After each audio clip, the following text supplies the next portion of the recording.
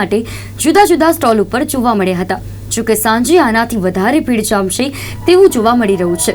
પછી તે પશ્ચિમ વિસ્તાર હોય કે પૂર્વ વિસ્તાર, રાયપુર, બાપુનગર કે અન્ય જગ્યાએ વહેલી સવારથી જ પતંગ રસિકો જુદા જુદા પતંગો, ફિરકી તેમજ ઉત્તરાયણને લગતી સામગ્રી ખરીદવા માટે દુકાન ઉપર જોવા મળ્યા છે। ત્યારે સાબરમતી વિસ્તારની વાત કરવામાં આવે તો સાબરમતી વિસ્તારમાં આવેલી દુકાનોમાં પણ પતંગ રસિકોની ભારે ભીડ જોવા મળી હતી। આ વખતે વડાપ્રધાન નરેન્દ્ર મોદી તેમજ ચંદ્રયાનની થીમ ઉપરના પતંગની ભારે માંગ જોવા મળી। સાથે જ 22 જાન્યુઆરીએ રામ મંદિરની પ્રાણ પ્રતિષ્ઠા થવાની છે। તેને લઈને ભગવાન રામજીના પતંગો પણ માર્કેટમાં ધૂમ મચાવી રહ્યા છે। સાથે જ અહીંયા આવેલા પતંગ રસિકોમાં પણ ભારે ઉત્સાહ જોવા મળી રહ્યો છે।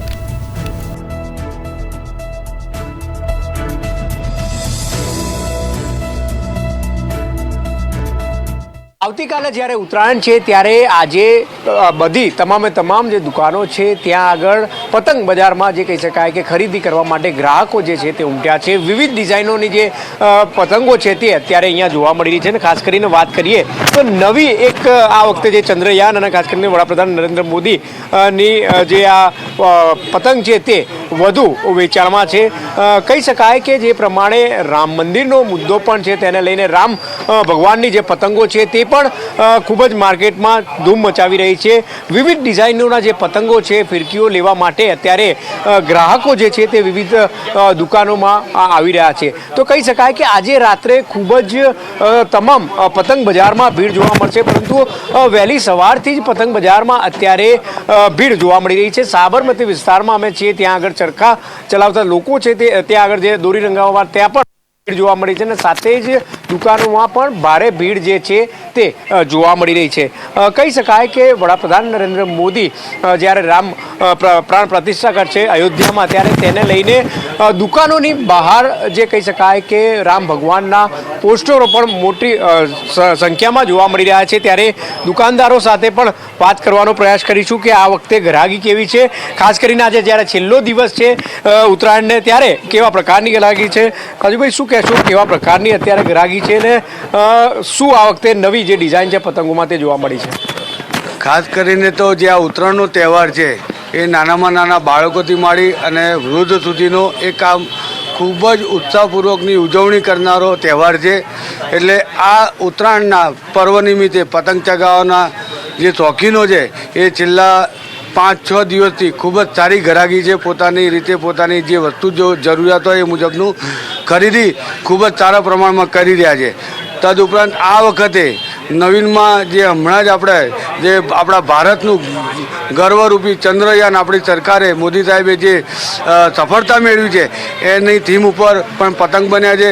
તેનું ખૂબ સારું વેચાણ છે અને લોકો સામેથી પણ માગે છે। એવી જ રીતે અયોધ્યામાં રામ મંદિર બનવા જઈ રહ્યું છે ત્યારે રામ ભગવાનને અનુરૂપ જે પતંગો છે તેની પણ ખૂબ માંગ વધારે રહેલી છે। ખાસ કરીને વાત કરીએ તો હવે ફટાકડાની પણ આ વખતે વધારે છે। આપણે ફટાકડાની કઈ રીતની માંગ છે, કારણ કે ખાસ કરીને રામ જન્મભૂમિના દિવસે પણ અલગ અલગ જગ્યાએ કાર્યક્રમો છે, આ વખતે ઉત્તરાયણમાં પણ કઈ રીતના ફટાકડાની ગ્રાહકી રહેશે? આમ તો દર વર્ષે દિવસે અને વાસી ઉત્તરાયણના દિવસે એ લોકો ખૂબ સાંજના સમયમાં ફટાકડા ફોડતા હોય છે। એનું પણ વેચાણ ખૂબ જ સારું હોય છે, પણ એમાં એક વધારો આ વખતે જે નજીકના દિવસમાં 22મી જાન્યુઆરીએ જ્યારે અયોધ્યામાં રામ મંદિરની પ્રાણ પ્રતિષ્ઠા થવા જઈ રહી છે ત્યારે પતંગ, ફિરકી અને અન્ય વસ્તુઓની સાથે સાથે અત્યારે દરેક કસ્ટમર ફટાકડાનું ખરીદી પણ કરે છે। એવું અમને લાગી રહ્યું છે કે 22 જાન્યુઆરીના દિવસે આપણા બધા જ વિસ્તારોની અંદર દિવાળી કરતાં પણ ખૂબ જ ઉત્સાહભેર ઉજવણી થવાની છે અને દિવાળીની જેમ જ ફટાકડા ફોડશે લોકો, એવું અત્યારથી દેખાઈ રહ્યું છે। ચોક્કસ અહીંયા જે ગ્રાહકો છે તે પણ ખરીદી કરવા આવ્યા છે। ગ્રાહકો વહેલી સવારથી જે છે ખરીદી કરવા આવી રહ્યા છે। તો કહી શકાય કે જે પ્રમાણે ઉત્તરાયણનો આજે છેલ્લો એટલે કે આવતીકાલે ઉત્તરાયણ છે, આજે તમામ જે વિવિધ માર્કેટો છે ત્યાં આગળ અત્યારે ગ્રાહકો ખરીદી કરવા આવ્યા છે, તેમની સાથે પણ વાત કરીશું। શું કહેશો, જે પ્રમાણે ઉત્તરાયણ આજે ખરીદી મજા લઈશું, બીજું શું?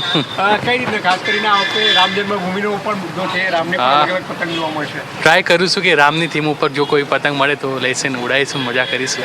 શું કહેશો?